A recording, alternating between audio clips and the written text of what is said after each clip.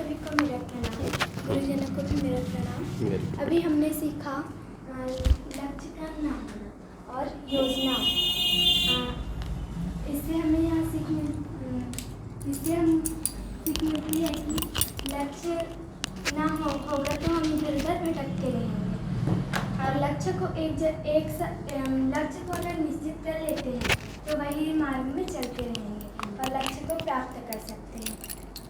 तो अगले क्लास के लिए मैं बुलाना चाहूँगी डॉक्टर साहब को, जिनका टॉपिक क्या चल रहा था कि हम गोल को प्राप्त करने के लिए कौन कौन सी सीढ़ियाँ हैं। पहली सीढ़ी क्या थी, पूछो अब इन लोग से, पहली सीढ़ी क्या थी? शिष्टाचार। तीसरी सीढ़ी साधना। चौथी सीढ़ी दृष्टिकोण। तो अब हम देखेंगे आज की पांचवी सीढ़ी क्या है। जोरदार तालियों से आप।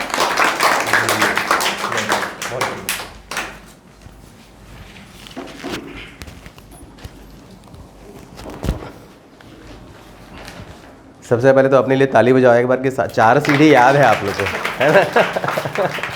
है ना? और 5वीं सीढ़ी क्या लिखी यहाँ पे? ठीक है, तो यहाँ तक पहुँच गए हो, दृढ़ संकल्प तक पहुँच गए हो।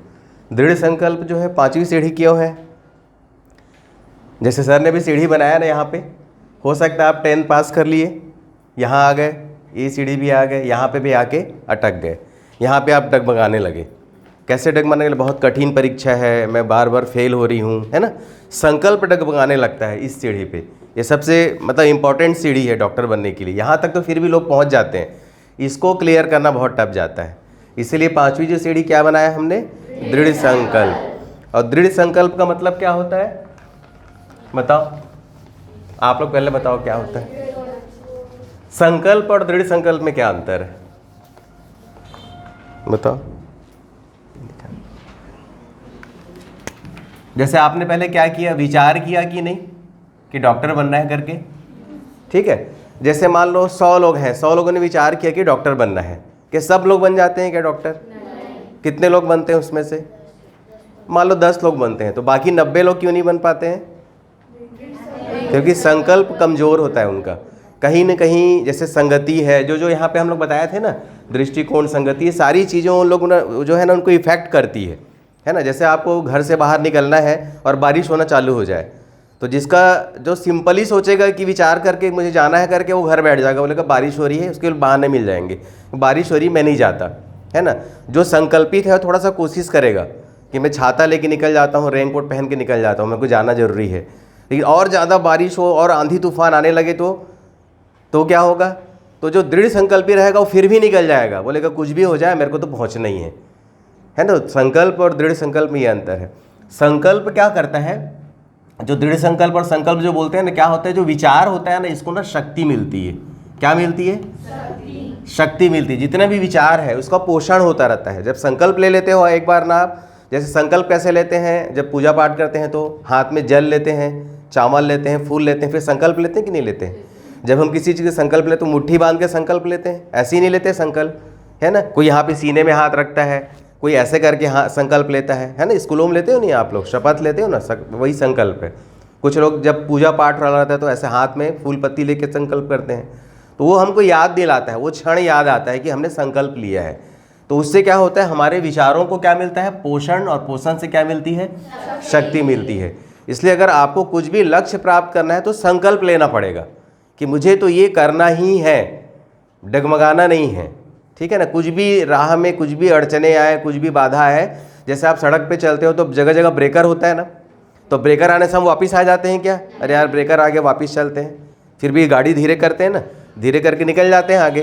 तो ऐसे ब्रेकर लाइफ में बहुत आएंगे, बहुत ब्रेकर आते हैं लाइफ में जो आपको बहुत डिस्टर्ब भी करेंगे, लेकिन वहाँ पे हमको धीरे भले हो जाएंगे, लेकिन हमको वो लक्ष्य की तरफ जाते ही रहना है, ठीक है ना? तो दृढ़ संकल्प के लिए बहुत सारी कहानियाँ हैं, लेकिन हम एक आज जानेंगे सच्ची कहानी। इनको कौन जानता है? दशरथ मांझी को जानते हो? जानते हो इनको? नाम सुने थे पहले इसका, है ना? इसका नाम है दशरथ मांझी। ये बिहार के गया जिले के हैं, ठीक है? बहुत गरीब, बहुत ही गरीब।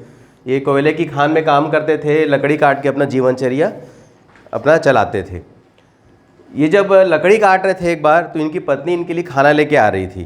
तो ये जो पहाड़ देख रहे हो ना, ये बहुत बड़ा पहाड़ था इनके गांव के बाहर। तो उस पहाड़ से वो गिर गई, और गिरने के बाद उसको इंजरी हो गई। अब उसको लेके कहाँ जाना था चोट लगने के बाद? हॉस्पिटल। अब वो हॉस्पिटल था इनके गांव से 55 किलोमीटर दूर था, 55 किलोमीटर, और एक घने जंगल में इनका गांव था। तो कैसे लेके जाएंगे? खाट में सुला के ले जाते थे इनकी तरफ। आज भी ले जाते हैं, जो घना जंगल होते हैं, जैसे बस्तर वगैरह एरिया है ना, वहाँ पे खाट पे सुला कर ही ले जाते हैं। ठीक है, तो हॉस्पिटल ले जाते इनकी पत्नी ख़त्म हो गई। तब इन्होंने संकल्प किया कि इनके गांव के बाहर जो पहाड़ देख रहे हो ना, इनको माउंटेन मैन भी बोलते हैं। अगर उस पहाड़ को काट कर अगर रास्ता बना दिया जाता, तो जो 55 किलोमीटर की दूरी है वो 15 किलोमीटर हो जाता, यानी 30 किलोमीटर बच जाता। लेकिन किसी ने उसके बारे में सोचा नहीं कि हम यहाँ पे एक रास्ता बना देते हैं। इन लोगों ने सरकार से भी बहुत गुहार लगाई, लेकिन सरकार ने ध्यान नहीं दिया। जब इनकी पत्नी ख़त्म हो गई, तब इन्होंने अकेले संकल्प लिया कि कुछ भी हो जाए, मेरी पत्नी तो मर गई, लेकिन मैं और किसी के घर के लोगों को मरने नहीं दूंगा। तो उन्होंने क्या किया, खुद एक छीनी और हथौड़ी लिया, सिर्फ छीनी और हथौड़ी। ठीक है, उससे पूरे पहाड़ को काट डाला इसने। ये सच्ची स्टोरी है यहीं की, बिहार की है ना। नया समझने के लिए मिल रहा है ना कुछ। तो उस पहाड़ को इसी छीनी और हथौड़ी की मदद से 20 साल में काट डाला। 20 साल लगे इनको। कितने साल लगे?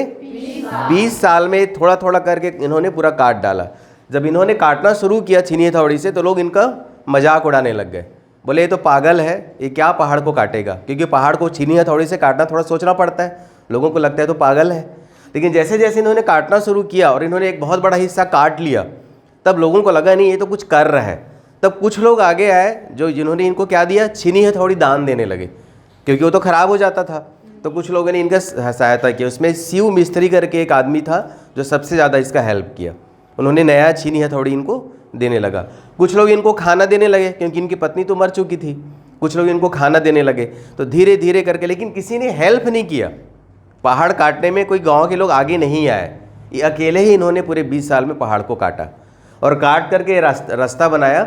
और ये रास्ता आज भी जैसे देखोगे तो इस गांव के बाहर जब जाओगे, देखो पहाड़ कटा हुआ है ना, ये पहाड़ कटा हुआ है, और इसके गांव के बाहर ऐसे सुंदर सा एक गेट बना हुआ है जिसमें इनका सम्मान किया गया है।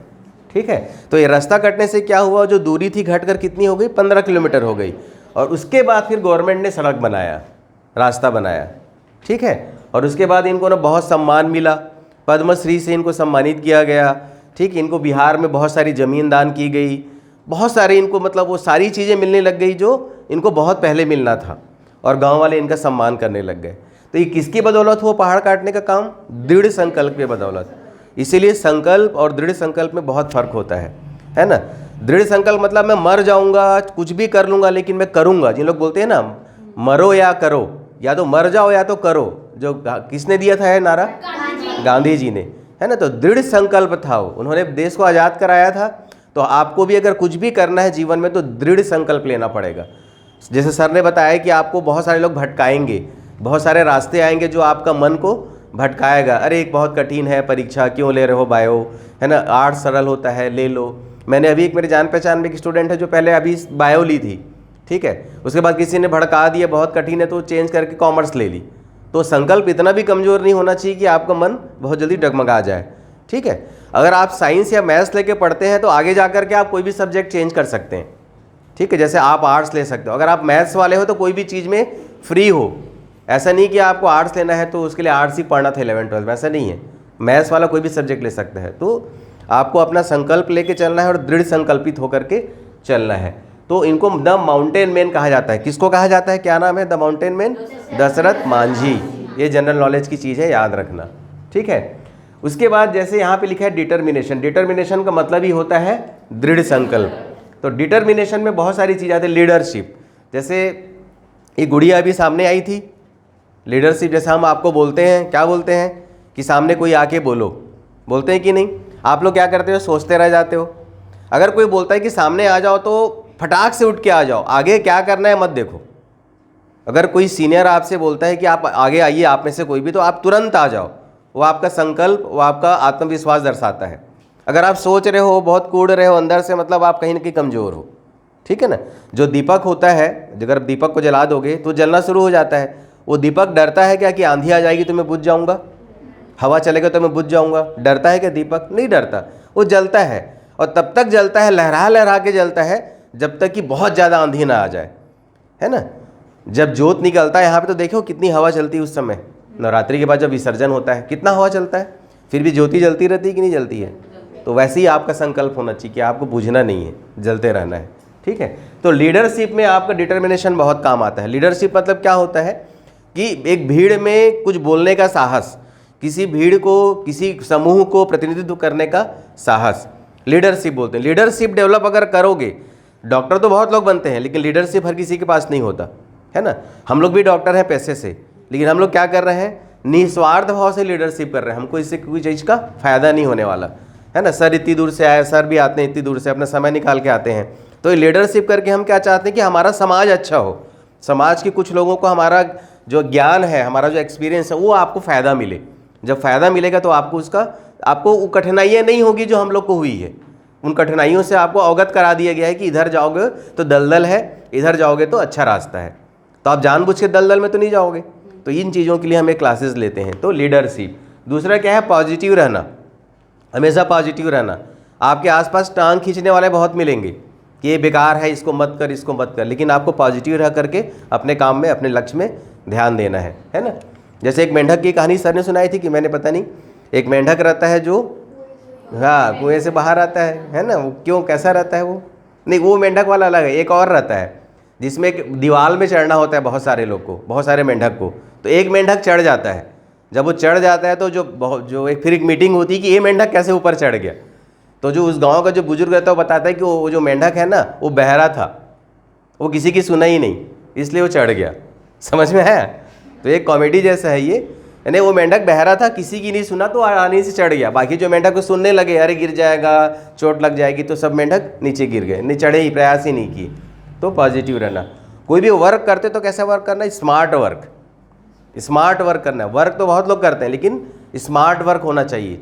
जैसे आपको लगता है कि इस काम को करने में बहुत मेहनत लगता है, तो ऐसे तरीके ढूंढो कि वो जिस काम को करने में 10 मिनट लगता है वो 5 मिनट या 4 मिनट में ही हो जाए। Smart work. जैसे हम लोग ये क्लास कैसे बोलते हैं, स्मार्ट क्लास बोलते हैं।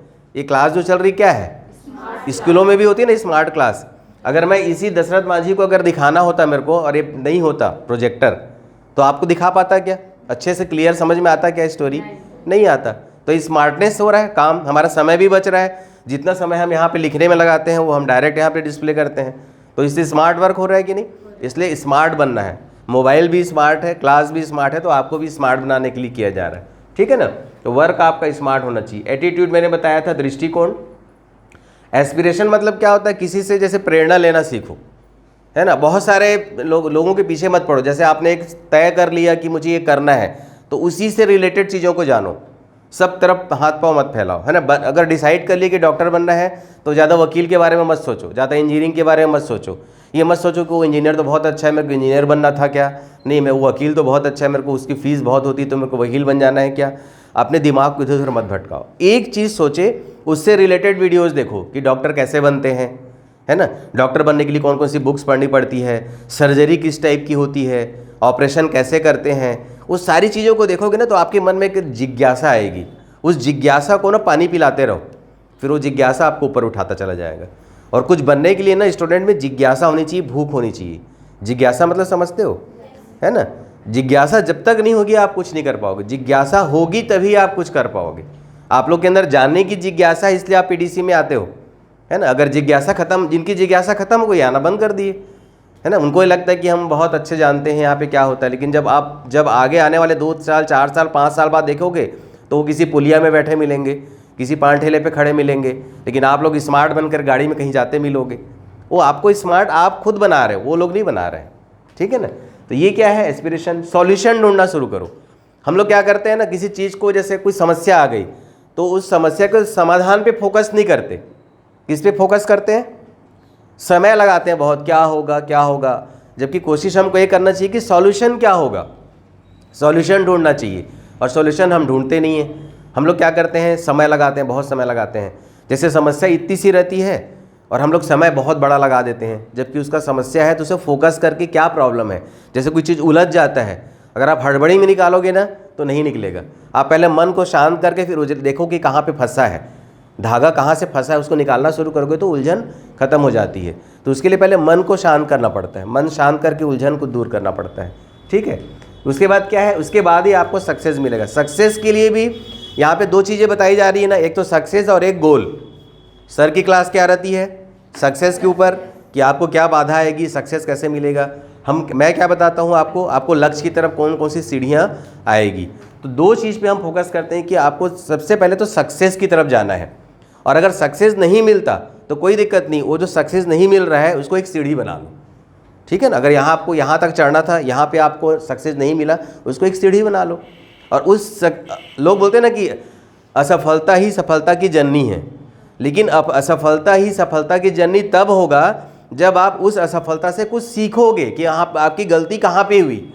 सिर्फ बोलने से नहीं होगा, आपको असफलता क्यों मिली उस कारण पे जाओगे और अगली सीढ़ी में उस कारण को दूर करोगे, तब जाकर के आप सफल होगे। आप जो गलती पहली सीढ़ी में किए हो वही सेकंड सीढ़ी में फिर वही गलती कर रहे हो, सफलता नहीं मिलेगी। जैसे नीट का एग्ज़ाम दिलाया, आपको बायो में बहुत अच्छा नंबर आया, केमिस्ट्री में थोड़ा कम आया, फिजिक्स पे बिल्कुल भी नहीं आया, तो आपका फोकस किस पे होना चाहिए अगले बार, फिजिक्स पे, केमिस्ट्री पे। आपको तो पता है कि बायो मेरा थोड़ा ठीक है, तो ज़्यादा फोकस किस पे करना है, फिजिक्स पे। तो धीरे धीरे करके अपने आप को 2-3 साल में इतना स्ट्रॉन्ग कर लेना है कि आपका नीट निकल सके। लोग क्या करते हैं, फिजिक्स में 0 नंबर आ रहा है तो उसको छोड़ देते हैं, ये तो हो ही नहीं रहा है, केमिस्ट्री को छोड़ देते हैं, तो वो नहीं करना है। फोकस कहाँ करना है, जहाँ आपको सक्सेस नहीं मिल रही है, ठीक है ना। तो ये जो हमने आज दृढ़ संकल्प का जो डिटर्मिनेशन बताया है, इसका मतलब यही कि आप कोई भी चीज़ में संकल्पित तो दृढ़ रहो, टिके रहो उस पर, है ना। अंगद का पाँव वाला कहानी सुने हो ना, रावण के सभा में जब गया था, अंगद के पाँव को कहीं हिला पाया था क्या? वो क्यों नहीं हिला पाया? क्योंकि इतना पॉजिटिव था कि उसको कोई हिला नहीं पाया, है ना। सिंपल सा उसका पैर बड़े बड़े राक्षस नहीं हिला पाया क्योंकि वो निगेटिव थे, ये पॉजिटिव था और ये निस्वार्थ भाव से अच्छे चीज़ के लिए काम कर रहा था, ठीक है ना। संकल्प क्या है, समझ में आया ना। अच्छे विचार, मजबूत इच्छा शक्ति, मजबूत भावना, और संकल्प का जो संबंध है सीधा भावना से है। अगर आप रोगे अपने लिए कि मुझे अपने माँ बाप को कुछ बन के दिखाना है, जब इमोशनल होगे तभी कुछ बन पाओगे। अगर आपको लगेगा, आपको जब अपने माँ बाप का दर्द दिखेगा, है ना, आपको लगेगा कि मेरे माता पिता कितना तकलीफ से पैसा कमाते हैं, मेरी फीस भरते हैं, ये सब जब सोचना शुरू करोगे तब आपको लगेगा कि नहीं मुझे पढ़ के कुछ बनना है।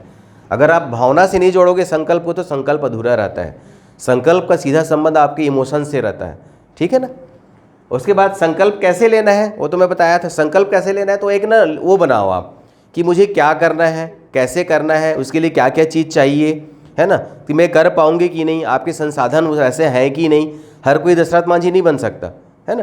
तो आप जो भी बनना चाहते हैं तो उस सारी चीज़ों लिख करके पहले एक डिसाइड करो। अभी आप जिस उम्र में हो उसमें मतलब आँख मूंद के डिसाइड मत करो कि मेरे को ये करना है, पहले देख लो आप उस चीज़ के लायक हो कि नहीं। उसके बाद दूसरा वो करो, प्लान बी रखो। इस सब चीज़ों को करते करते ही आप संकल्प ले पाओगे, ठीक है ना। जैसे पेड़ लगाने का संकल्प, आप बोलोगे मैं 1000 पेड़ लगाऊंगी, आप पता लग रहा है एक भी नहीं लगा पा रहे हो। उससे अच्छा एक पेड़ लगाने का संकल्प लो। आप कल्पना करो कि मैं गमले में एक पेड़ लगा लेती हूँ आज। जब गमले में एक पेड़ लगाओगे, बचाओगे, आपका संकल्प मजबूत हो जाएगा, क्योंकि आपको लगेगा कि मैं जो सोची थी हो गया। फिर अगली बार बोलो मैं 2 पेड़ लगाऊंगी, फिर अगली बार 3 पेड़ लगाऊंगी। तो धीरे धीरे करके उसको आगे बढ़ाना है। ज़िंदगी बहुत लंबी है, आपको बस प्लान करके धीरे धीरे उसको करना है। एकदम से 1000-2000 का प्लानिंग नहीं करना है, ठीक है। ये तो एग्जाम्पल था, लेकिन आपको अपनी ज़िंदगी के बारे में वैसे ही सोचना है, ठीक है ना। संकल्प का अर्थ क्या होता है मैंने बताया आपको। संकल्प लेने से क्या होगा, आपको आपका लक्ष्य जल्दी प्राप्त होगा। अगर संकल्प लेके चलोगे तो जो जैसे मान लो जो नहीं लिया है वो शायद कहीं और भटक जाए, लेकिन जो संकल्प लेके चलता है वो कार्य होता है।